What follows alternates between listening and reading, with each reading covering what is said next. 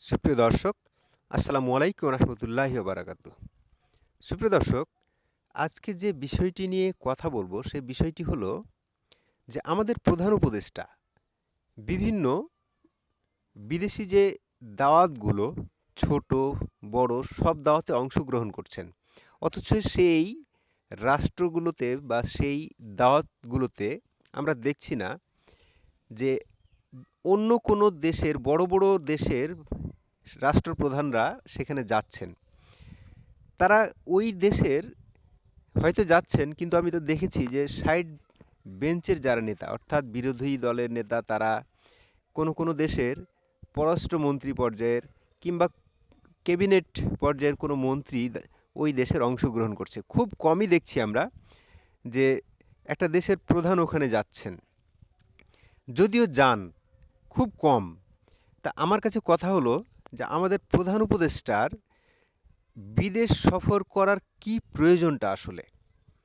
আমাদের প্রধান উপদেষ্টা মহোদয়ের যে বিশ্বব্যাপী পরিচয়, এই বিশ্বব্যাপী পরিচয়ের যতগুলো খ্যাতি বিশ্বব্যাপী, এর চেয়ে আর বেশি কি দরকার ছিল বা কি দরকার আছে?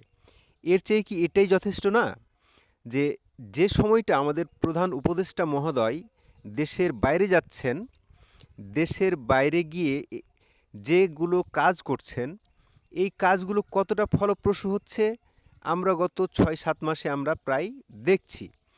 কই আমাদের প্রধান উপদেষ্টা মহোদয় যাচ্ছেন, একটাও তো নিশ্চিত নয় এখন পর্যন্ত যে কোনো বিদেশি বিনিয়োগ, কোনো বড় কোম্পানি এসেছে। এই যে আমরা কত কোম্পানি দেখলাম, আমাদের প্রধান উপদেষ্টা ইকোনমিক ফোরামে গেলেন, যেটা কিনা হচ্ছে সুইজারল্যান্ডে। সুইজারল্যান্ডে যে গেলেন, সুইজারল্যান্ডে নাকি শুনলাম অনেক বড় বড় কোম্পানি বাংলাদেশে ইনভেস্ট করতে আসছে। তো আমরা ইনভেস্ট করতে আসছে কোথায় দেখছি? একটা কোম্পানিও কি চুক্তি করেছে? আমরা এই কোম্পানিগুলোর চুক্তি একটাও দেখেছি? আমরা গত ৬-৭ মাসে আমাদের প্রধান উপদেষ্টা মহোদয়কে বেশ কতগুলো সফরে যেতে দেখলাম দলবল নিয়ে। তো যে দলবলগুলো নিয়ে যাচ্ছেন, আমি বলবো না যে অনেক কাউকে নিয়ে যাচ্ছেন, যে কটাই নিয়ে যাচ্ছেন, আসলে এখানে ফলপ্রসূ কোনো আলাপ কি আসলে হচ্ছে? কি এখানে কোনো চুক্তিও সম্পাদিত হচ্ছে না। বিশেষ করে যে একদম নিশ্চিত কেউ চুক্তি করে ফেলছে, কিংবা আমাদের প্রধান উপদেষ্টা সফর করে আসার পরে ওই দেশের কোনো একটা কোম্পানি আমাদের দেশে এসে ভিজিট করে গেছে বা আমাদের দেশে বিনিয়োগ করবে, তারা বিনিয়োগ করার পরিবেশ দেখতে এসেছে, আমরা সেটাও কিন্তু খেয়াল করিনি, লক্ষ্য করিনি। এখন ঘটনা হলো যে আমাদের প্রধান উপদেষ্টা তবুও যাচ্ছেন, সবগুলো ছোট বড় সব সম্মেলনে উনি যাচ্ছেন। এই যাচ্ছেন, আসলে বিষয়টা আসলে কেমন হয়ে যাচ্ছে, বরং এই আমাদের প্রধান উপদেষ্টা মহোদয় যাচ্ছেন, আপনারা দেখেন যে আসলে কতগুলো বিদেশি বিনিয়োগ বাংলাদেশ থেকে উঠে চলে যাচ্ছে, কতগুলো দেশি কোম্পানি উঠে চলে যাচ্ছে। আমাদের প্রধান উপদেষ্টা সেই দিকে বরং না দেখে বাংলাদেশের অভ্যন্তরীণ যেসব কোম্পানি বিদেশিগুলো আছে, বিনিয়োগ করে আছে, তাদেরকেই রক্ষা করুন। বাংলাদেশে যেসব ব্যবসা প্রতিষ্ঠান বন্ধ হয়ে যাচ্ছে, এই ব্যবসা প্রতিষ্ঠানগুলোই ওই সময়টা দিন তাদেরকে, যারা ব্যবসা কোম্পানিগুলো বন্ধ হয়ে যাচ্ছে তাদের কিভাবে বন্ধ হয়ে যাওয়াটা থেকে বাঁচানো যায়।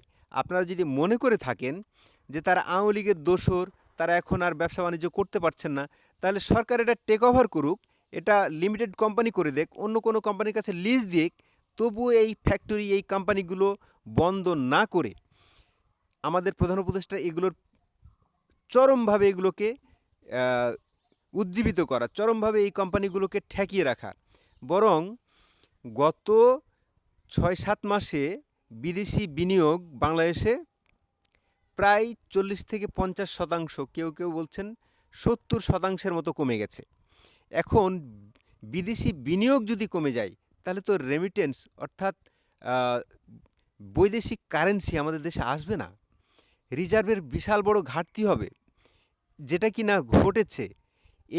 এই চলমান ঘটনার কারণেই, এই বিনিয়োগ না আসার কারণেই রাজস্ব ঘাটতি হয়েছে, এবং রাজস্ব ঘাটতিও হয়েছে হচ্ছে সরকার উঠাতে পারে নাই বিধায়। তো সরকার রাজস্ব কিভাবে উঠাতে পারে সেই দিকে গুরুত্ব দেক। আমাদের প্রধান উপদেষ্টা ওই দিকে এখন না গিয়ে বরং দেশের অভ্যন্তরীণ জিনিসগুলোর এদিকে দেখে বরং আমাদের প্রধান উপদেষ্টাকে এই সলিউশনগুলো নিয়ে আসতে হবে। এই সলিউশনগুলো নিয়ে আসাটাই হচ্ছে এখন সবচেয়ে গুরুত্বপূর্ণ। কারণ অলরেডি বাংলাদেশে প্রায় 2.5 থেকে 3 লক্ষ বেকার হয়ে গেছে এসব কলকারখানা বন্ধ হয়ে যাওয়াতে। মতান্তরে আরও বেশি বেকার হয়ে গেছে। সুতরাং এত কিছু দেখেও যখন আমাদের প্রধান উপদেষ্টা এইসব সফরে বা এইসব বিদেশি সফরে যাচ্ছেন, তখন আমি বলবো যে প্রধান উপদেষ্টা মহোদয়ের কী বা দরকার আছে? নিজের পরিচিতি বাড়ানোর তো আর কিছু নেই। আমাদের প্রধান উপদেষ্টা মহোদয় যথেষ্ট পরিচিত সারা বিশ্বে। সুতরাং আমার মনে হয় না এইসব ছোটোখাটো সম্মেলনে যাওয়া উচিত। সুপ্রিয় দর্শক, আপনারা কে কী মনে করছেন? আপনারা আপনাদের মতামত দিতে পারেন। আপনারা ভালো থাকবেন, সুস্থ থাকবেন। চ্যানেলটি নতুন, সাবস্ক্রাইব করে পাশে থাকার জন্য অবশ্যই ভিডিওটি লাইক দিয়ে আপনারা দেখবেন। আসসালামু আলাইকুম রহমতুল্লাহি ওয়া বারাকাতুহু।